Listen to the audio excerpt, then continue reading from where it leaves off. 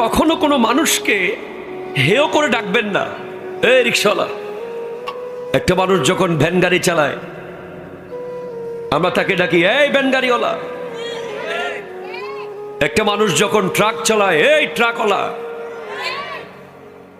না, পৃথিবীর কোনো মানুষ ব্যক্তিত্বহীন হয়ে জন্মায় না। প্রত্যেকের আত্মমর্যাদা আছে। সে যদি রিক্সা চালায় বুঝতে হবে হয়তো সে ছোটবেলায় বাবা হারিয়েছে,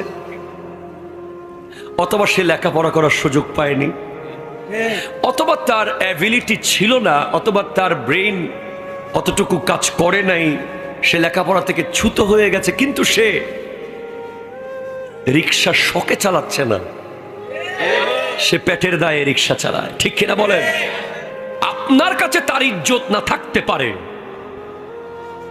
কিন্তু আল্লাহর দরবারে